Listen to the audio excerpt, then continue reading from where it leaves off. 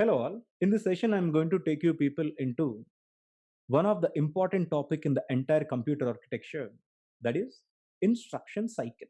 Let us understand something very carefully before we understand what is instruction cycle.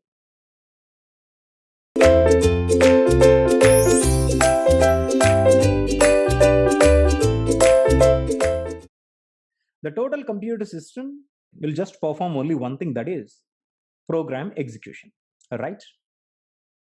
When you talk about the program execution, you know that initially the program will get stored into the main memory, and CPU will execute these instructions, will execute these programs, executing the instructions one by one. That is, if the CPU wants to execute a program, it will have to execute all the instructions within that specific program one by one, right? So for that, CPU will have to get the first instruction and store it within the CPU for a while during its execution. Once after the execution is finished, it will kick the current instruction out and it is going to get the next instruction.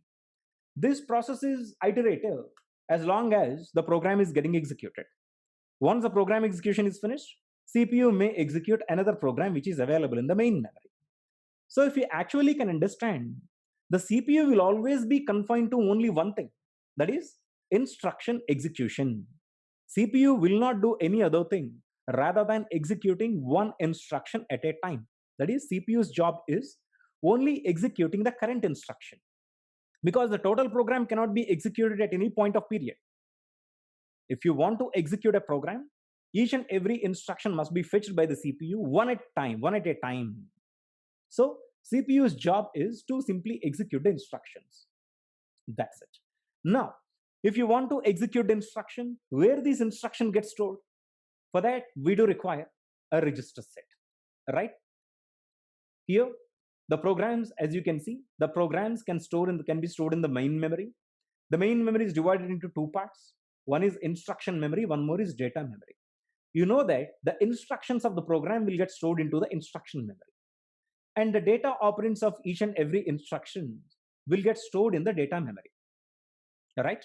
Now, every instruction must be fetched by the CPU. Once after the fetch has happened, then the CPU should decide what is the operation needed to be performed because of this instruction. This instruction tends to execute which operation, tends to perform which operation. That will be decided by the CPU. That is called decode phase. Finally, the CPU will have to perform the desired operation by the instruction, which is called execution phase. So an instruction has to be fetched. During the fetch, the instruction will get transferred from the instruction memory to the CPU. After fetching, CPU will have to identify the corresponding operation that is needed to be performed by this instruction. This is called a decode phase. So CPU should decode this instruction. And finally, once after the decode phase has happened, then CPU is all set to perform the operation which is desired by this instruction, that is execution. This operation will get performed within the ALU.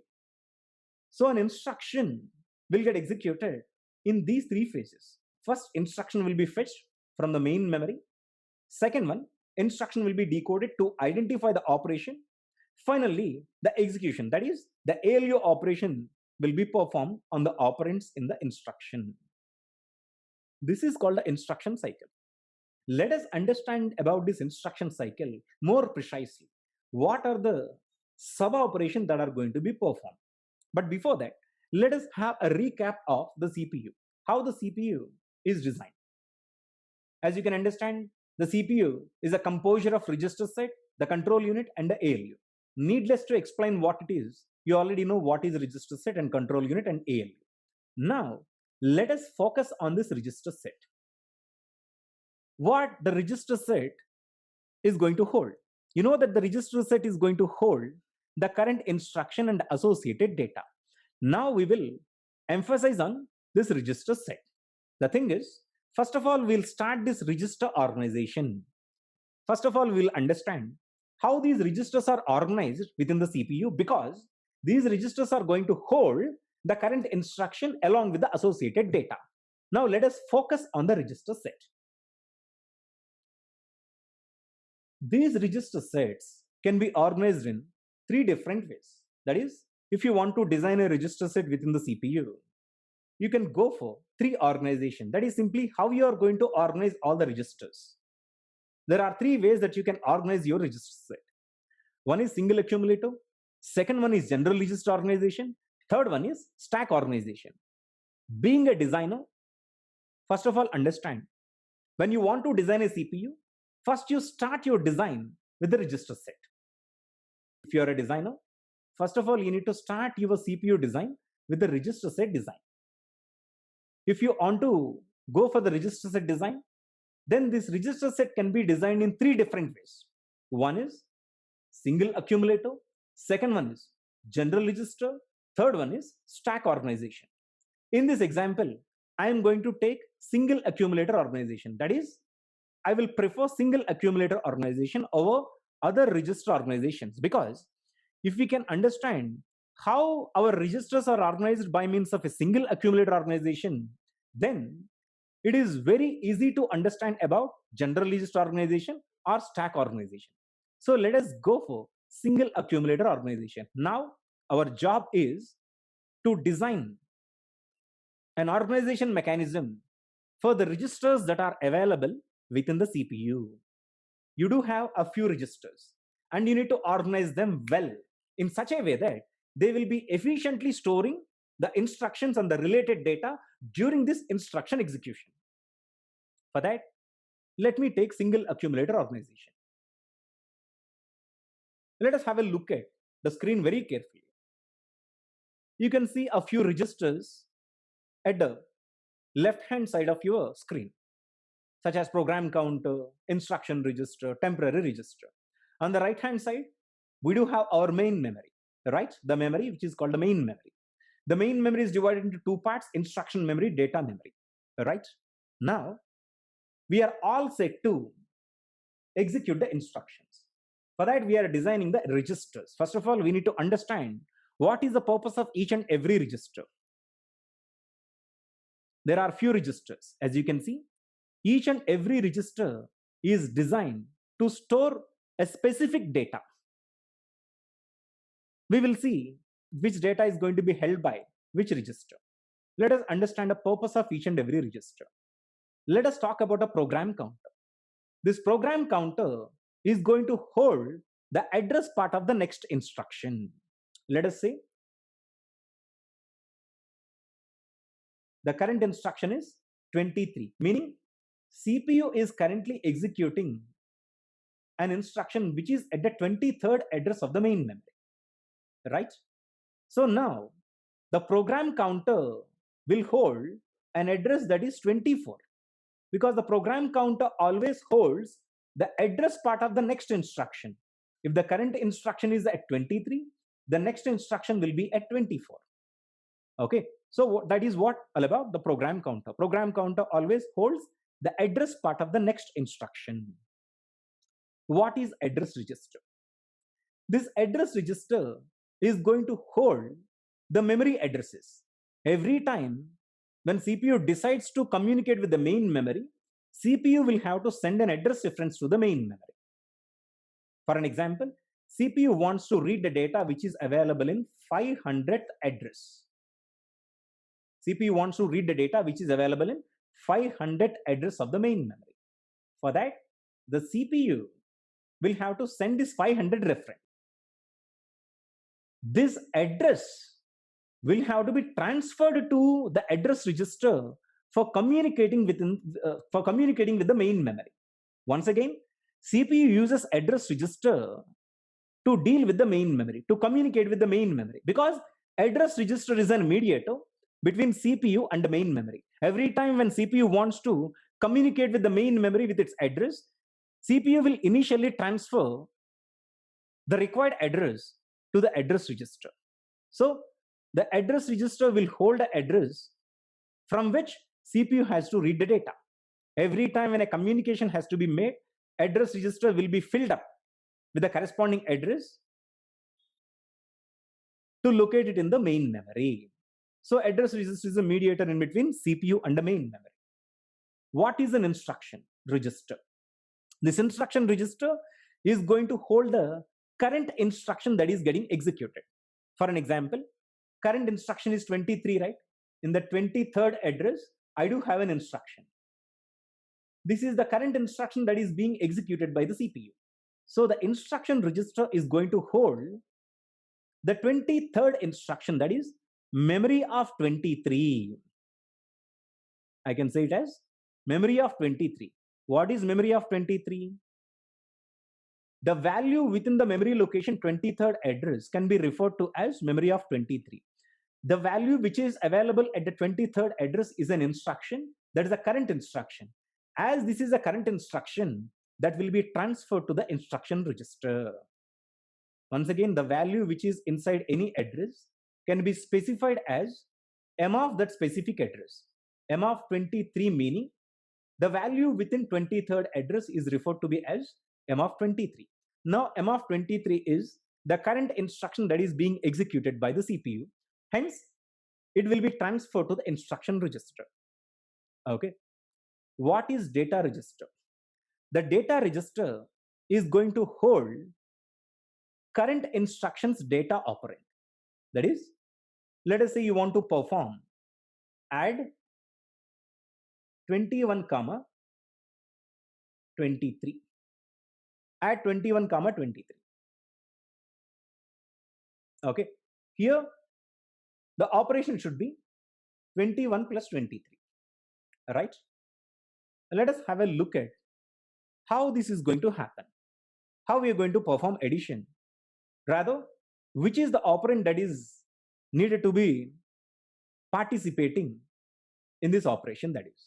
Let us say current instruction is add. Current instruction is add. In single accumulator organization, one operand for this instruction is always accumulator. In single accumulator organization, one operand for this operation is always accumulator. Second operand will be transferred to the data register. That is, in single accumulator organization, let us say I want to perform addition. Okay. If you want to perform addition, you require two operands. Right? In these two operands, one operand is always accumulator. Second operand will get transferred from main memory to the data register. You know that every instruction's data operand will be available in data memory, right? So for executing any instruction, it requires initially an operation. That operation, let us say in this case addition. If you want to perform addition, you require two operands. In single accumulator organization, one operand is always accumulator. Okay. And the second operand will be transferred from data memory to data register. So finally, eventually, the addition is going to be performed in between. I will write it here. Addition is going to be performed in between accumulator plus data register. Once again, let us have a look at and understand. Program counter holds the address part of the next instruction.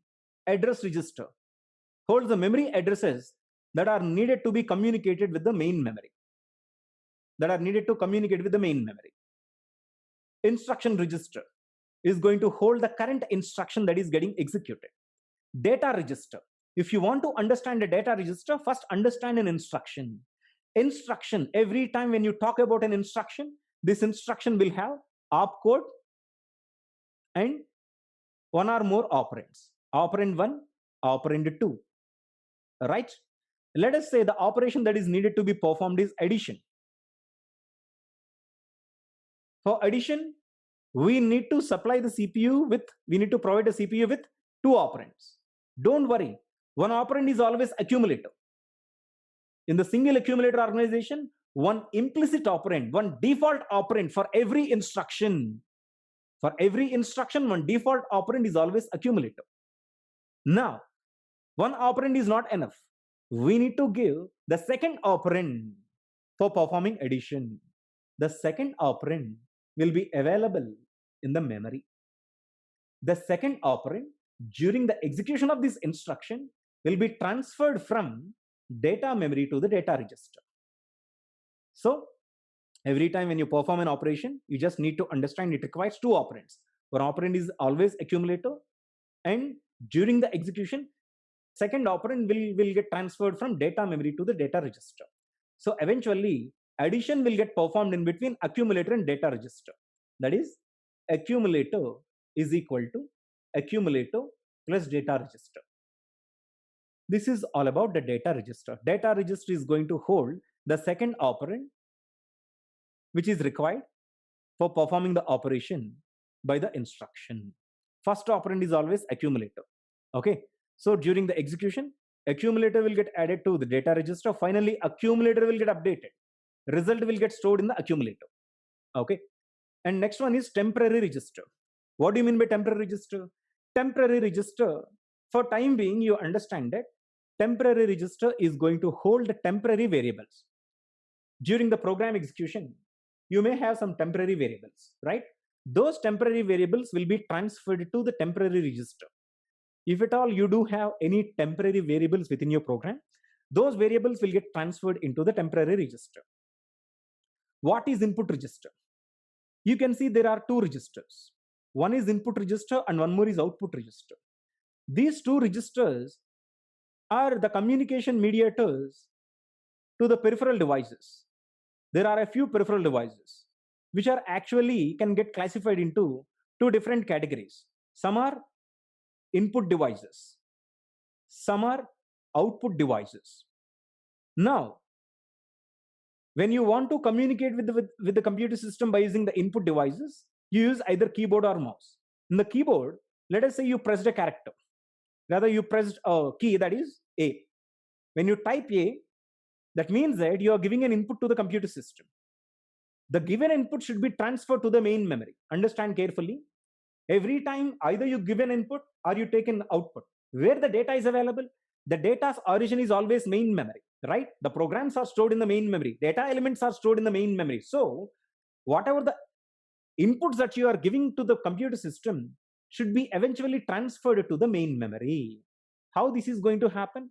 Every time when you press a key in the keyboard, the character that is generated by this key depression will get transferred into the input register initially. Input register takes the character from the input devices and finally sends the character to the main memory. This is how it is going to happen. Once again, input register deals with the input devices. Every time when a data element has been generated by the input devices by the user, the generated character will get transferred to the input register. Eventually, from the input register to the main memory, final transfer will happen. Okay. So what is output register? Now, let us say I want to send a character to the printer. In order to send a character to the printer, I need to get a character from the main memory because the data is available in the main memory, right? So for that, initially, the data element will get transferred from main memory to the output register, from the output register to the output devices, the character will get transferred. So these are the purposes of each and every register. Let us have a clear look at this. Here, PC holds the address part of the next instruction. Address register holds and locate the address of the main memory during a memory access. Every time when a CPU wants to access the memory, it requires an address. That address that is needed to be located within the main memory, first of all, it will be loaded within the address register because the address register is the only communication medium in between CPU and the main memory. Okay, so if I want to locate 23rd address within the main memory, this 23rd value will have to be transferred to the address register. Then address register will go to the main memory and locate 23. This is the thing. Data register, you know that the data register holds the current instruction operand. One more operand is always accumulator. One by default operand is always accumulator. Second operand will get transferred from memory to the data register during the instructions execution.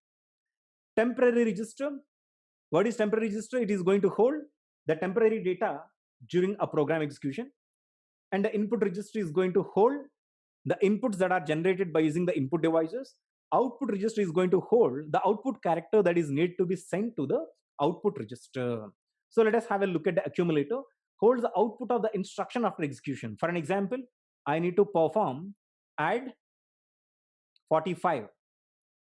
this 45 must be added to accumulator. Accumulator is equal to accumulator plus 45. Okay, so here where the output is getting transferred, every time the output is getting transferred to the accumulator.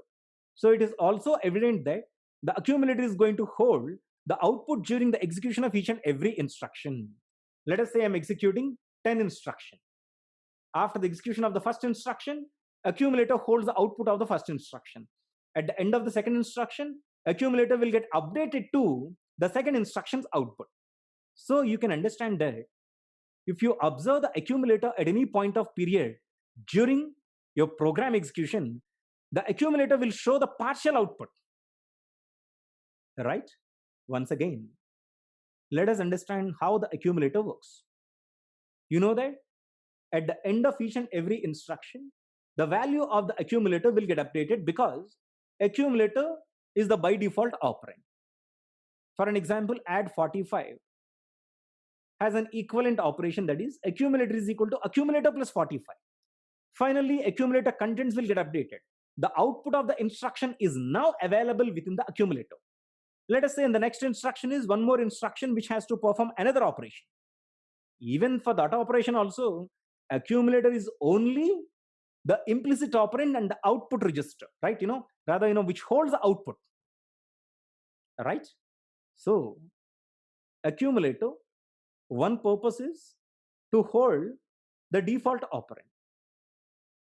Another purpose is, anyhow, as it is the default operand, it will also get updated during every instruction's execution. That is what it is written here, holds the output of the instruction after execution.